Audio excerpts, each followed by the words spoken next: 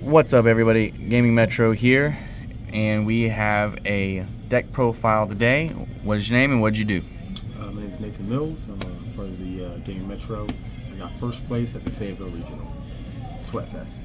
Oh yeah, So, it was. Yeah, I'm a witness. It was a pretty stacked top 8. We had like Cam, Neal, Qua, the gentleman that's recording, Monty, myself was in it. I ended up getting first place.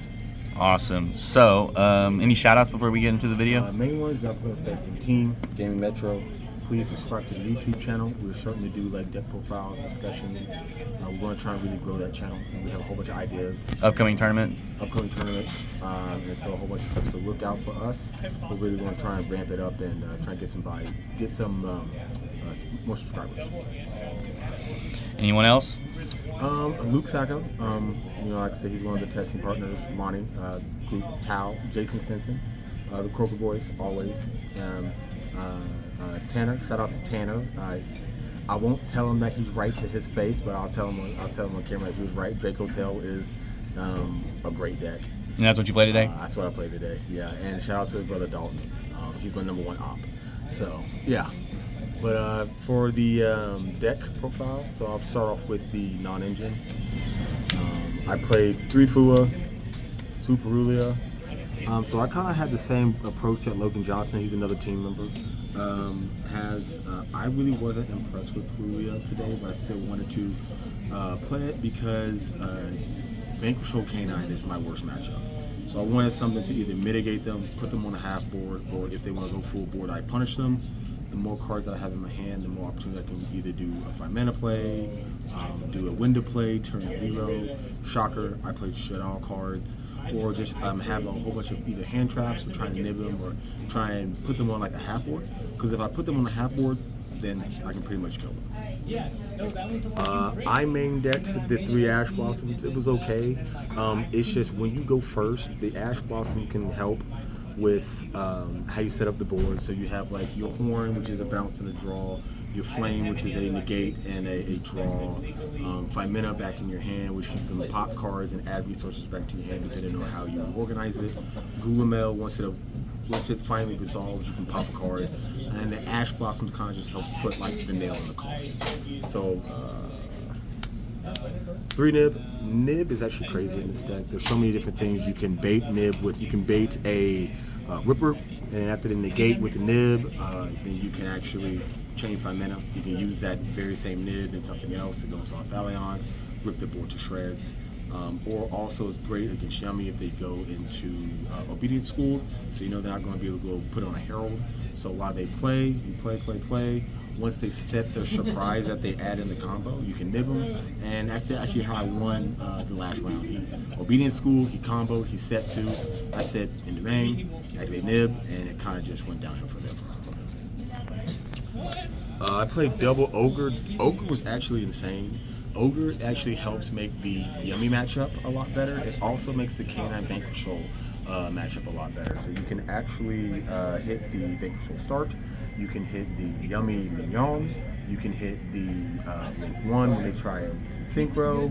So there's a lot of things that you can do. I really love the Ghost Ogre. I love the fact that I could Ghost Ogre, and I could fuse if I had like a dead Perulia in my hand. I could fuse the Perulia off and another Dracotail monster in hand, and then I can end up adding the Ghost Ogre back for either for this turn if I had to use it, or for like a following turn. So I decided to up a lot of the non-engine, the hand traps, because a lot of people, they play a whole bunch of different board breakers, or they play like, the canine cards, which I did not play them in there. I really did not like the canine cards in there, but I just like I like hand traps that I can sit here, make a tit for tat, go back and forth, and then if I make Arthalion, I can add these back to my hand. There's so many times I poly for like 3 or 4 from my hand, and then I kind of just fix my hand however I need it to be, set up the following turn for my disruptions, and it was pretty much there.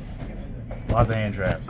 Yes. 1 Magnum Up, because Magnum Up was okay disruption in certain in certain matchups, but mainly it's just to add to Malulu.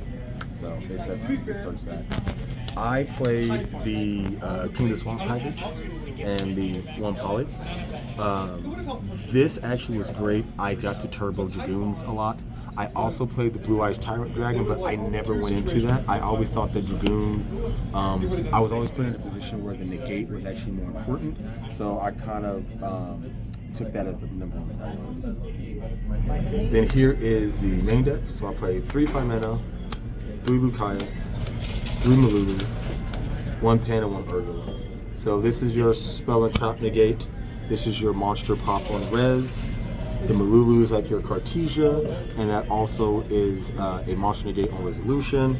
And then your Stratos, and then this is kind of like your hand trap, your turn 0 polymerization with other cards that's what's within your hand. So these were all great. The greatest thing about the Malulus and the Pans and the Urgulas, well, mainly the Pan and the Malulu, if they summon like a Holisu, they summon like a Beast, or they summon something, you can chain your 5-mana and use these cards. These look great for breaking board and putting interruptions.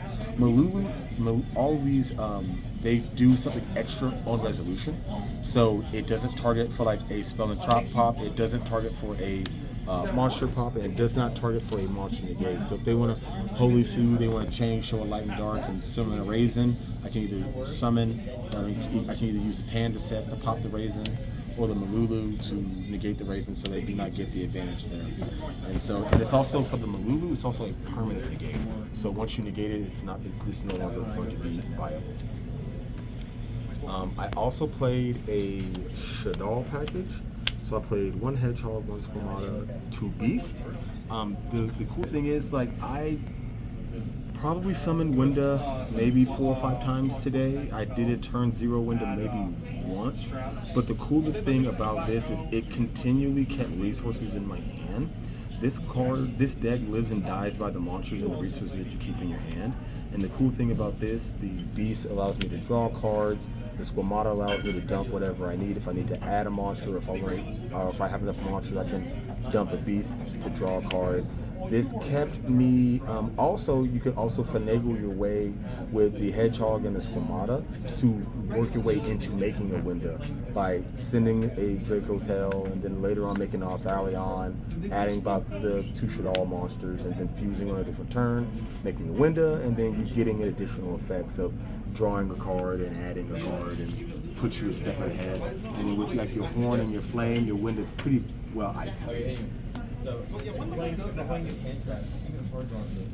Deck count? 41. And then so the last 3 would be, last 8 would be 3 Ketu, 3 Rahu, and then 1 of each of the traps. So honestly, I love Ketu the best. This card is so great. I love cards that do something, and then if you're going second, it gives you an additional benefit to kind of mitigate that you went second, because it's just so broken being able to go first and set up a board. So the Ketu, so it lets you add any Dracotail monster, and then if your opponent controls a monster, you can poly. So there's so many times I literally just added whatever puzzle piece I needed, Dracotail wise, polyed off with into an Arthalion or a Gulamel, and I was able to just rip through most any boards that I had today. The Rahu is the branded fusion of the deck. I realized how broken it is combo with 5-mana and Urgula. When you can put those 2 together, you can help break a board, set up your follow-up, and then the Urgula can add the 5-mana back to hand. So that is also great. And then the 2 traps are just kind of just the 2 traps.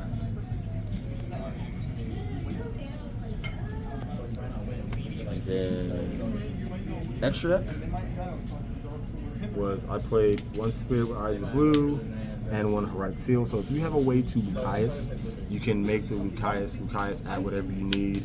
Go into this guy, make Arthalion, and then you can link the Arthalion and the Spirit of Eyes of Blue into the seals.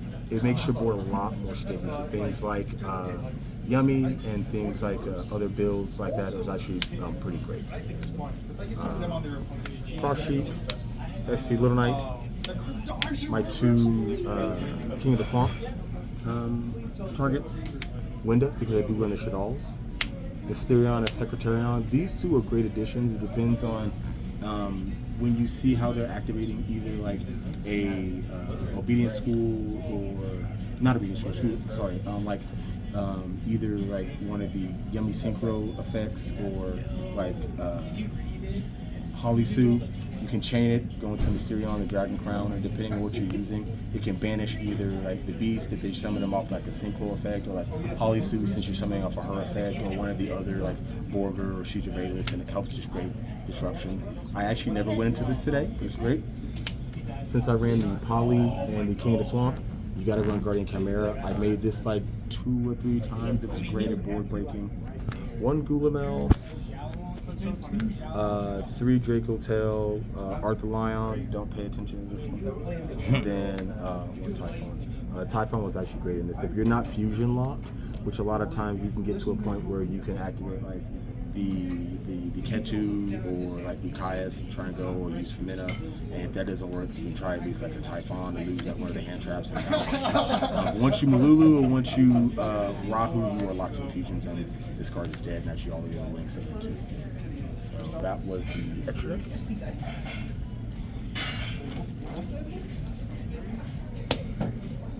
Side deck.